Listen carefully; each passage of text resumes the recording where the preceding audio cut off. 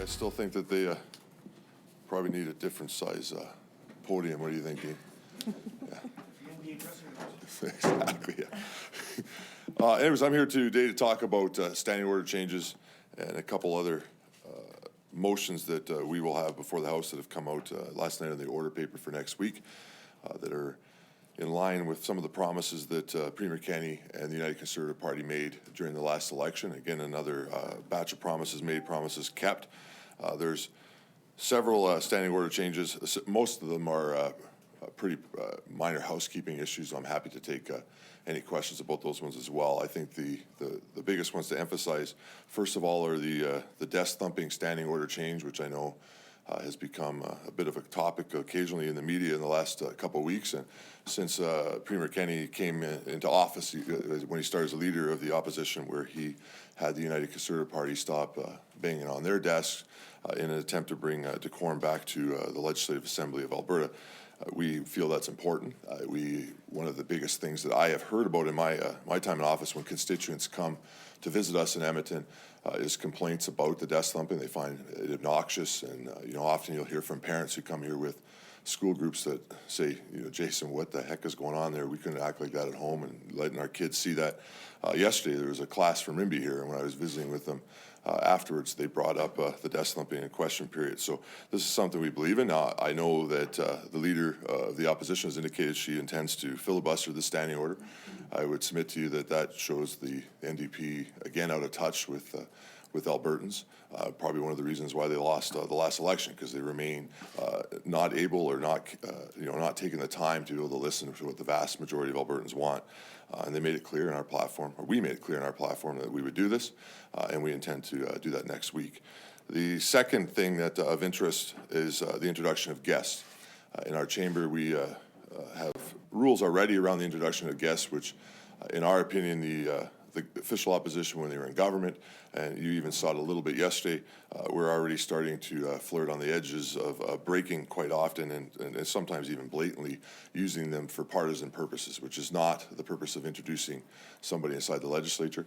The other problem is that the time frame for introductions continue to expand and get longer and longer. Anybody who's watched the legislature for a while, which is taken away from private members' time, member statements and stuff. And as such, we'll be I am moving a standing order change to remove introductions from MLAs and bring them to the Speaker and let the Speaker handle introductions in the legislature, which we feel will free up a potential 20 minutes a day, which we will then fill with more member statements to allow private members to have more time to address the chamber, which may include introducing somebody with their member statement, but then it's in a timeline framework that allows us to be able to be more effective with Albertans' time inside their chamber. Then third thing is private members' business. Some of you who have followed us in the legislature, and me in my time in opposition, will have heard me speak lots about the need to get more legislation to committee, particularly on the private member side, because there's such limited time for private members to be able to move and work on legislation inside the chamber. The committee allows that to expand. It gives private members more time to work on their legislation. It also gives them more time to interact with outside resources, experts, and to bring witnesses, talk to people as they're trying to develop their legislation. And in the end, if that's able to be done, should see more private members' legislation, one, hit the floor, but two, actually pass, because often private members' legislation gets terminated, quite frankly, by the majority because they don't, the time frames don't allow for compromise to take place or work to take place with that private member. So we'll be bringing in a process that after first reading, all private members' bills will go to a committee on private members' bills.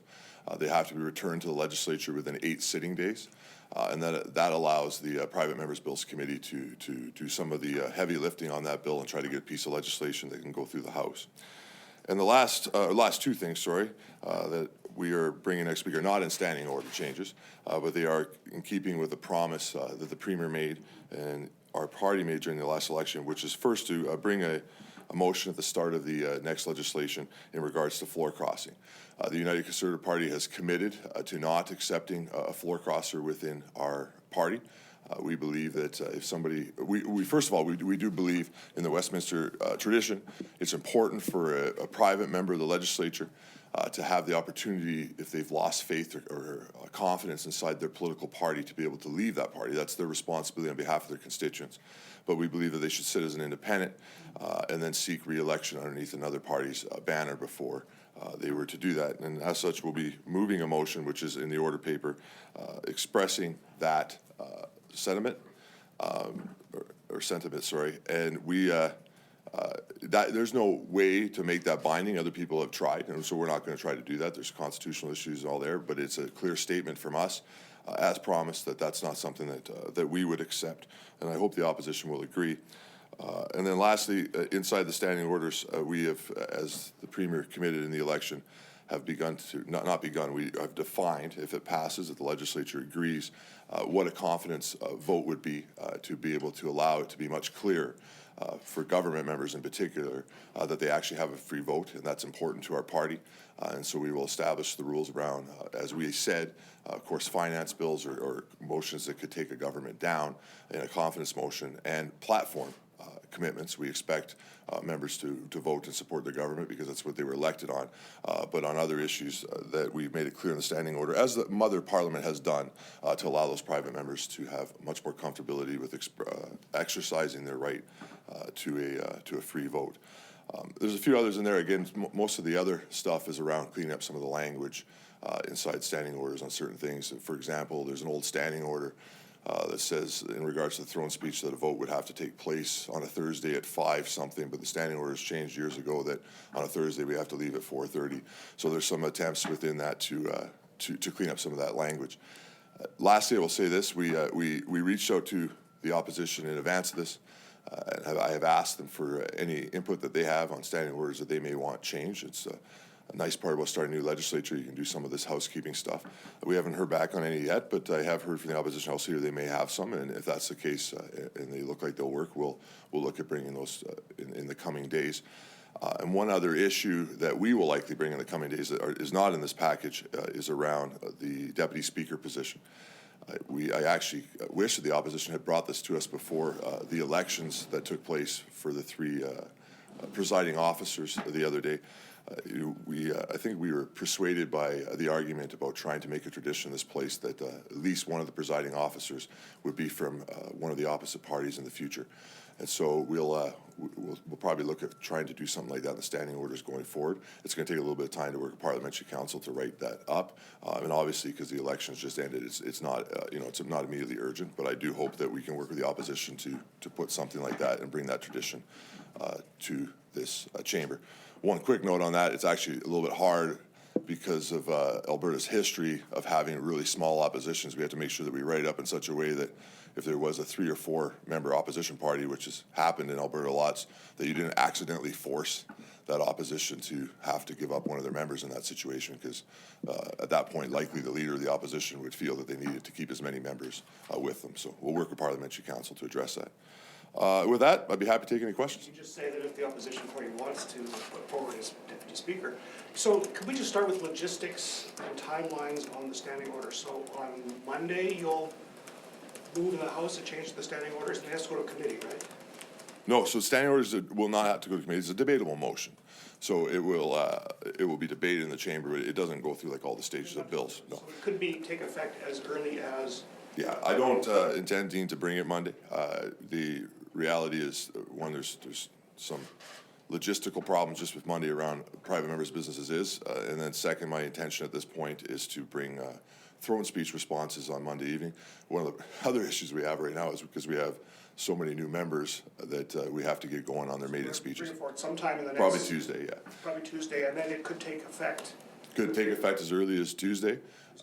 Depending on which direction the opposition wants to go with them. It's not my intention. Most government house leaders in the past time allocate standing order changes pretty quickly. I'd rather give the opposition an opportunity to have a discussion with us, and then we'll have a look at how it's proceeding. So we have we've got lawyers on both sides, and as soon as you put forward your motion, we'll have people looking through it to see. So what exactly is the wording of the motion? Which motion? There's a lot of motions. Sort of change this. The exact words to change to get rid of desk thumping. Oh, I got that No one. more percussive. So the desk thumping standing order would be changing, would end up with a new standing order under Decorum. It would be called 5.1.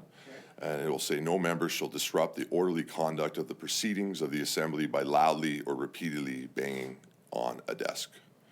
So if they bring in a hard-backed, that's just fine. Well, you know, it's, That's my point, If is that depending on how you write this, they're gonna find a way around it. Are you concerned about that? Because the Premier has said, this is wrong, this is our tradition, we're gonna keep doing this tradition. yeah, How do like, you stop it? if the Premier, not the Premier, sorry, I think you mean the leader, the leader of the official opposition. We'll get Yeah, used to it. yeah, old habits die hard, that's fair, Dean. I had some trouble with that yesterday too. I think I referred to the opposition of the government in a few speeches yesterday. You know, if that's what the opposition wants to do, they want to play that game, you know, again, that's, quite frankly, from my perspective, is a positive thing for the government, because they're going against what the majority of Albertans want. Now, with that said, how do you handle it?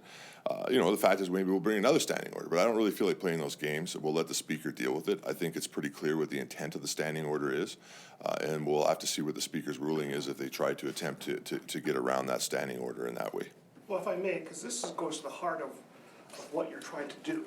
Because there's two types of interruptions in the House. One is, you could argue, is positive, one is negative. Someone makes a rousing speech, everybody bangs their desk, Yeah. it's positive. Yeah. Somebody heckles, calls out somebody, yells at somebody, you know, uses improper language, that's a negative one. And I appreciate what the Rimby's kids are saying. In my history, and certainly in Zwozdesky's time, it was the heckling that the kids found very unparliamentary. So what you're doing today is you're taking out half the equation, because now Marlon Schmidt, who was very vocal yesterday, going after your ministers, can't bang on his desk, but he can yell and he can do all kinds of things, and he can say very, Look, but you're not stopping that. I'm wondering why not. one of the problems would be to try to bring a standing order that would stop all heckling. The only way to almost write it would be to stop members from being able to speak, and we're not trying to make the chamber absolutely silent. Be it resolved that when one member is speaking, no other member is speaking or is making any other noise. Done. It's not as simple as that, because again, how that would be interpreted, you know, for members that are sometimes in there for 10 or so straight hours, may be communicating with another member about it in an appropriate way. You know, during question period, for example, I communicate with the Premier several times during question period, not in an inappropriate way, but making decisions on how we're going to answer questions or talking about what's taking place in the chamber. So the concern would be to try to write that up to utter silence would be to the extreme. Here's where we're at. The government has decided not to heckle in the chamber. We have been committed to that since we were the official opposition. We will remain committed to that. You know, as the Premier says, we won't always be perfect, but you've been watching it, Dean. I mean, we're not heckling. There's no doubt about that. And that's where we're going to go. We believe that's what our constituents want. You know, I think it's the official opposition should follow suit. They've chosen not to, and again, they will continue to be judged by Albertans as a result of that. I don't see a way, and you know, Parliamentary Council, who we'd have to work with on this, doesn't see a way as well where you could actually standing order out members being able to speak. We can stop the desk thumping. That doesn't mean that the clapping will remain. And so if somebody gives a speech that somebody enjoys, welcome to clap. I think that there are, you know, appropriate times to clap, and there are inappropriate times to clap. For example, during the throne speech, the tradition is not to clap. It's right inside the brochures. It goes back hundreds of years in our system not to clap. The official opposition wants to still clap during throne speeches. They're welcome to. We're going to follow the tradition. But we're not stopping them from expressing you know, excitement about one of their member speeches or something along that line. They're happy to clap. It's the smacking of the desk. And we hear often, I mean, you could reach out to the former speaker on how many letters he got about how people felt it was obnoxious. But further that, Dean, it's hard to do your job when they do it. When we removed desk thumping, I was serving as the leader of the opposition at the time in the chamber. And you could finally hear yourself as you were trying to do your work interacting with the government. I thought it was one of the most positive things for our ability to do our job, particularly during question period where you're under tight timelines and you're trying to hear the other side and all those desks are being smacked. So look, this is what we believe in. This is not up to the government. This is up to the chamber as a whole, to the assembly as a whole. I suspect that the majority of my colleagues agree with me, and I suspect that desk thumping will be banned in the context that I said within a few days. What happens if you thump on your desk? What happens? Does the speaker have to get involved and then you can get kicked out if you don't apologize? Well, I mean, I don't think that the speaker would automatically move to removing somebody from the chamber. I know the current speaker well, obviously, and have known him for years, and I don't think that's the direction that he will head. But I think he will enforce the rule, and if the opposition members want to break a standing order repeatedly inside the place, ultimately, yeah, I think that they'll be named and they'll face the consequences of the assembly. We actually have a question from the phone. Sorry. After you're finished, if that's okay. Okay, awesome. Go for it. So back to heckling though, if a government member heckles, and that's sort of your party's stance on that, what are the consequences for them? Well, we would deal with that internally, as we have. I can't remember a major heckle from our caucus in quite a while. I think there was. Can you define major heckle? Well, like actually heckling back and forth. I can't think of an example of that anytime in the last little while that I've seen. But, you know, we have our whips and our house leaders would talk to that member and make sure that, and if it was a chronic thing where the person continued to do that, we would handle that with internal party discipline. Okay, we're gonna go to the phones. I think we have one phone call. Can we put it through? Our first question comes from Rick Dolphin of Insight Government. Your line is open. Yeah, hi, Jason. I'm wondering about these night sessions. Is this just to allow all the members to do their meeting? Yeah, great question, Rick. I'm bringing night sittings as quick as I am for two purposes. The first and the biggest purpose is the fact that we have so many maiden speeches that we have to try to get through this spring sitting. And so the best way to do that is to start to stack them up on Monday night and let members have a good amount of time to be able to do their response to the throne speeches and get a nice maiden speech into Hansard. But second is the opposition. I was shocked to see it already indicated that they intend to filibuster much of our legislation that we are bringing this spring. You know, I can tell you when I was an opposition House leader, there's no way I would have indicated I was already going to do a filibuster before I'd even seen a bill.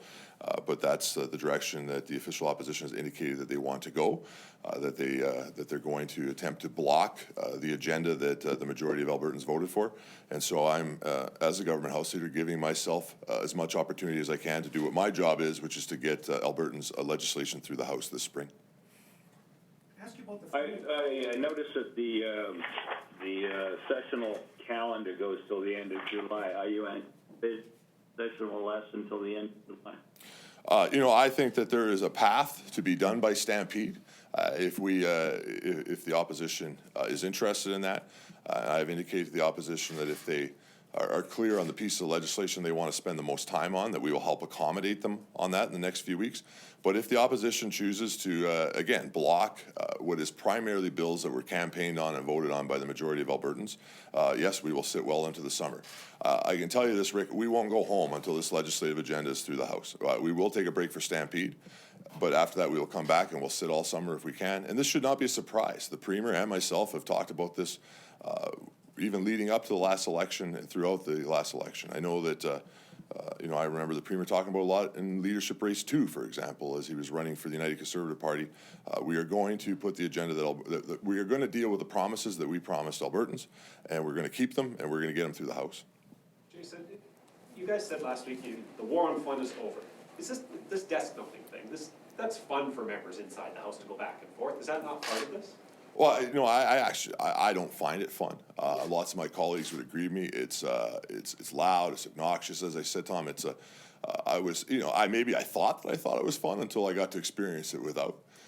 But I can tell you, I feel way more effective at my job, and they're particularly during question period when there's no desk thumping. You guys hear it on the mic, and I know one thing that always surprises us is when we go back and we watch tape a question period or see our clips on Facebook, and you're like, man, that's quiet. It's not like that when you're in there experiencing it. It's, you know, you often feel like you're trying to escalate your voice or elevate your voice to speak above that because you forget the mic is already picking you up. It's much louder when you're down there. And again, we're fine with civil debate. This was not a not a place where there should not be civil debate. That is the point of the legislature. We just don't see the point of it, and we're going to commit to it. And again, Tom, we heard from people all over during the election. I can't tell you how many people, it surprises me how many people come up and say, when are you going to get rid of that desk thumping? That many people watch question period? Well, it's not just that. It's just people that have seen in the House, they don't like it. They watch our Facebook pages. That's probably the biggest way that they interact with the legislature. I got Facebook videos on my page that have been watched by hundreds of thousands of people that would include desk thumping, and people find it weird. Private members' bills, can you tell us, what are some of the private members' bills you can think of that you think should have proceeded that did get caught up and then just died? Because they never made it properly. Oh, Rick Strankman's bill on some democratic reform, same thing. Got punted, and that one, it got punted to committee just to die. Here's what happens when you have a private member's bill. The official opposition is trying to, it's harder for private members from the official opposition because they have less interaction with government, just, that's the way the process works. And so you're in the back trying to figure out what part of your private member's bill that the government doesn't like because you're trying to support it. Let's take Serenity's Law with Mike Ellis, for example, which you would think was a piece of legislation that everybody would have supported. Ultimately, after talking with the minister and going through the child intervention panel and stuff, you would learn that there was probably actually a couple legitimate concerns that the government was probably made sense that they didn't want to proceed with that. By moving that to committee, that then provides several days where you could work with the government, you can work with department staff that could be called as witnesses, you can bring outside experts, whoever you need to, and you can try to find some compromise on some of those little issues. And then you're able to bring that bill back to the House. That's not something you can do in 2.5 hours on a Monday. And so what ends up happening is the government defaults to, okay, we can't deal with this right now, so I can't pass it in its form, and off they go. Or the minister that would be associated with that piece of legislation is, not in the House or somewhere else. And so you end up, seeing a tremendous amount of private members' bills that don't make it as far as they could because there's just no avenue for that compromise. So what this does, and 8 days is not a very long period of time, so it's not like this is slowing down the legislation for a year or a month. It goes up, a committee can meet on the side, get the people around the table to try to figure out if you can make that bill work. And then if the member who has the private member's bill is willing to compromise, plus take some advice, you can end up with a pretty good piece of legislation. And this is a new committee? We're going to use what was the Private Bills Committee, which is different than a Private Members Bill Committee that is already existing in the standing orders. We'll rename it to include private members' business, and that's the committee structure that we will use for it. Can I ask you about the free votes? So the plan is to have free votes on everything that's not a confidence vote. And a confidence vote at this point is going to be defined as anything that's obviously fiscal or a platform commitment. Yet we have our premier who's promised, who went after the opposition for running on stuff, for bringing stuff they didn't run on, and he's pretty much made it clear that he's not going to be introducing stuff he didn't run on, and he's got 117 pages of specific commitments. Therefore, he's promised not to bring forward anything that's not in the platform commitment. Therefore, have you not created just a wonderful catch-22? Well, the standing orders last longer than just the moment that we're in, is one. Second, there's private members' business and motions would be one of the biggest examples of where private members want to exercise that right. And we, again, the Mother Parliament did this, just really establishes clearly when a confidence motion takes place and provides members the freedom to be able to vote the way that they feel they need to on behalf of their constituents. Ask you about, so this is really exciting, but how's the introduction of guests going to look like now? So we have Nathan Cooper's going to sit there and say, he's going to do all the introductions? Yeah, blah, blah, so blah. It'll be very similar No to... one's not going to get introduced that they weren't before. They will be introduced for sure. But you were saying you wanted to stop politicized, you feel like the introduction of guests have become politicized. How is that going to change if they still get introduced, even if it's just by somebody else? Well, they've turned into member statements. So originally when you were introducing a guest in the chambers, you're supposed to be like 5-10 seconds. It's supposed to be very, very fast. They've been getting expanded. I've seen introductions now that were, pushing 2.5 minutes or longer than a member statement inside the legislature. And then, look, both parties that are currently in the legislature have done this. I've seen my colleagues do it. Quite frankly, I probably have done it, where you're starting to take partisan jabs in the middle of a member's or of an introduction. I mean, all sides are doing that, and it was just became. I mean, you're at the point where you would get to to routine for the day, and you want to move on with the day, but there's still like 15 other people up there that need to be introduced. And of course, nobody inside the House wants to say, not give unanimous consent because they don't want to, cause a school group from high level or something not to be introduced in the House. So it's just jamming everything up. We want people to be able to introduce. I think it's a great tradition of the Assembly, but we want to get it in a condensed way that it can be effective. And look, member statements for private members, I can tell you, that's a big deal when you have your member statement. And if we can get that tighter, we can add a few more member statements that allow members to be able to speak on behalf of their constituents, which is our ultimate job when we go there. And that doesn't mean you couldn't use a member statement to introduce somebody. I know I remember introducing my dad and all of his accomplishments, in his career at the mustard seat in the House is one of my finest memories in the legislature. But to use a member statement, I could do that way more effective anyway, because then I have 2 minutes and I can talk about him. So I love that stuff. I think that's great. But we're trying to get this down into a way that's easier to manage. So how it would work logistically is the speaker would rise and go through it. Now we would submit it. So you'd say, my mom's here, or I got a school group from Rimbey here, and the speaker would go through and introduce them.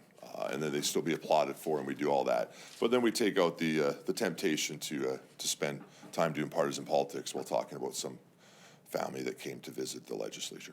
To circle back and clarify, you want to fix decorum, but you're not touching heckling. Why not? Again, there's the reality is it's almost impossible to write that up. We've talked to parliamentary council. It's a very, it's. You wanted to, but you couldn't figure out a way to do it logistically. It seems, yeah, it sounds simple when you're talking about it, but when then you go and try to translate that into standing orders and legal language, you end up creating other unforeseen circumstances. Our party will remain committed to not heckling. We will continue to do that. One thing we also want to avoid is when you have speeches going on in the legislature on your own side of the House, often you interact with each other, and that's not heckling. It's in a positive way. It's not, you may remind a member about something that you experienced together, or a story that you heard together, or a talking point, or all that stuff. I mean, we're not trying to take the legislature down to complete silence. We've called on the NDP for a long time to join us in that commitment of not heckling. I don't think that they will. But again, I think that shows their priorities in the wrong spot. The NDP has said disrespect takes many forms. One would be walking out of a debate 14 times and not voting, as you did on the abortion bubble zone bill. Well, the reality is that choosing to abstain from a vote, being compared to somebody like Marlon Schmidt yelling out rude comments across the aisle, I would think that if you went to Sundry with me later this afternoon and you said to the A&W that those were the same things, they would probably disagree. You want to see that again? I don't want to relitigate it, but wasn't that disrespectful to the House to walk out? I mean, that was your job to be. Well, that's one of the other things that we're changing. So there'll be a standing order that would allow members to remain in the chamber and abstain from a vote in the future. One of the problems is unlike most chambers in the province or in the country where a member could say I'm abstaining, we don't have that ability, and so I'm not going to relitigate the decision that was made by the opposition at that time. But the reality is that there was no avenue within our standing orders to do anything but walk out if you chose to abstain. I'm sorry, you're changing the standing rules to allow abstentions on votes? Yes. That's part of this too? That's correct, yes. So now there's a different way to vote in the House. Has that ever been done in Alberta? I don't know if it was ever done in Alberta in the past. I haven't checked. Yeah. Anything else? Can you do that in Parliament? Can you abstain? Yes. Yeah. Is Alberta alone in that we don't have that? I don't know if Alberta is completely alone, but I do know that the majority of jurisdictions don't allow for abstaining, and we're unique in that perspective. There could be another provincial jurisdiction I'm not aware of. You guys did a lot of hears yesterday, so we're good. That's going to be a sort of a hear.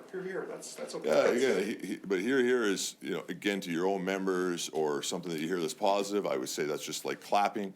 And that goes back to my point on why it's hard to put a standing order that would remove heckling, because you end up just basically saying everybody had to remain silent. That's not our intention. Is this going to work, Minister? Do you really think the opposition's not going to find a way to pound on something? What I can tell you is this. We made a promise to Albertans that this would stop.